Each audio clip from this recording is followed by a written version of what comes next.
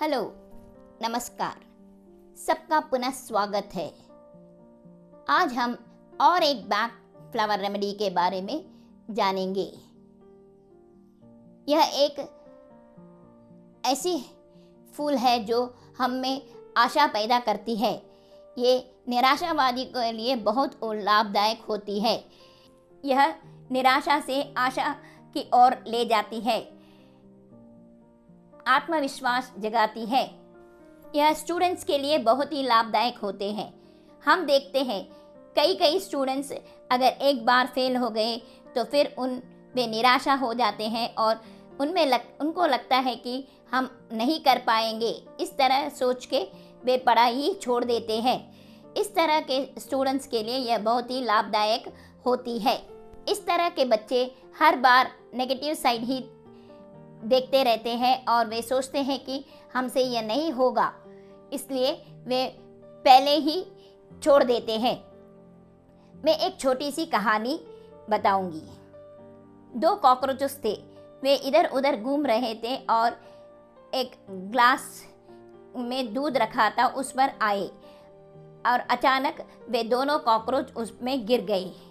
एक कॉकरोच थोड़ा देरी बाहर आने को कोशिश किया, लेकिन उससे नहीं हुआ तो उसने सोचा कि मेरे से नहीं होगा और उसी दूध में रहकर वे मर गई। दूसरे कॉकरोच ने सोचा नहीं, कैसा भी हम इससे बाहर आना है करके गोल गोल घूमती रही और उस दूध में मक्खन आया और मक्खन हल्का होने से वह ऊपर आने लगा तो यह कॉकरोच उस मक्खन के ऊपर चढ़कर बाहर आ गई। तो दूसरे कॉकरोच ने अपना राह ढूंढ निकाला। यह आशावादी थी, यह इसमें आशा की कमी नहीं थी। उसने सोचा कि कैसे भी हम बाहर आ सकते हैं। इस तरह करके वह बाहर आ सकी। लेकिन पहला कॉकरोच निराशावादी था और उसने सोचा कि हमसे नहीं होगा करके वह छोड़ दिया और वह मर गई। इस तरह हम लोगों में भी देखते हैं, बहुत सारे लोगों निराशा हो जाते हैं और वे अपने कामों को छोड़ देते हैं।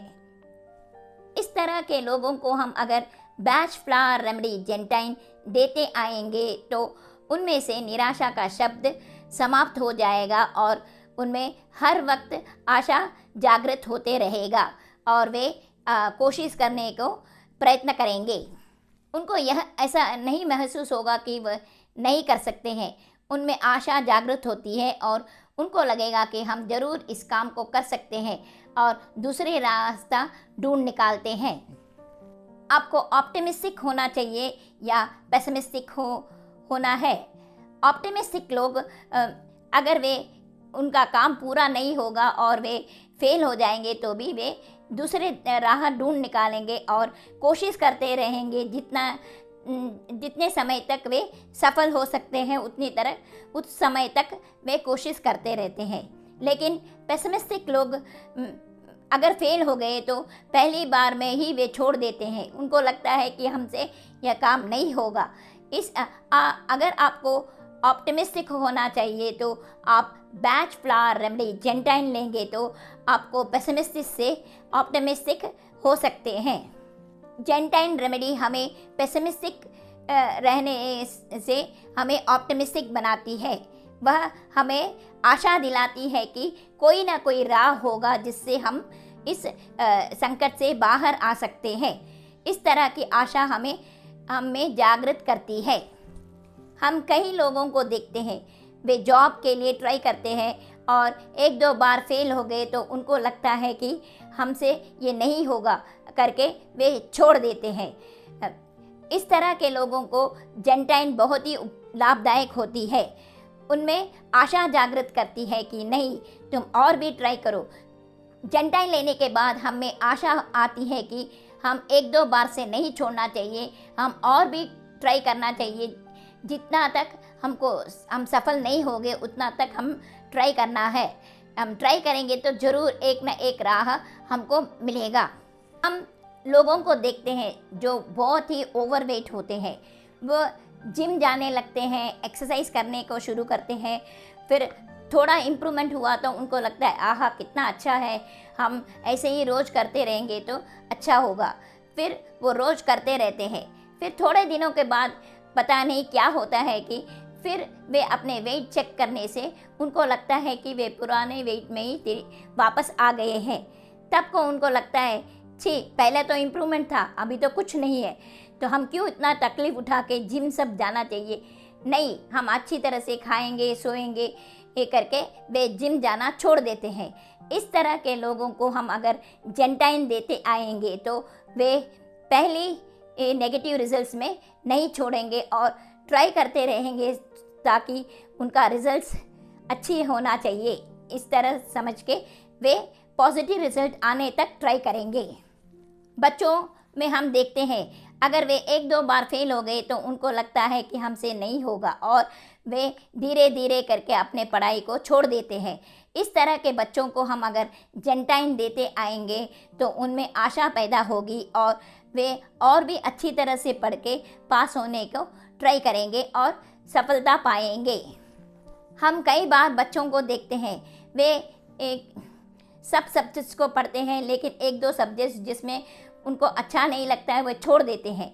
अगर हम उनसे पूछेंगे ये क्यों नहीं तुम पढ़ते हो तो बोलते हैं कि हमको इसमें मार्क्स नहीं आएगा, इसलिए हमको पसंद नहीं है ये सब्जेक्ट। इस तरह के बच्चों को अगर हम जेंटाइन देते आएंगे तो उनको आशा पैदा होगी कि नहीं हम ट्राई करेंगे तो सब सब्जेक्ट्स ईजी होगा और वे ट्राई करना शुरू करेंगे और पास हो जाएंगे और उनमें आशा जागृत होगी।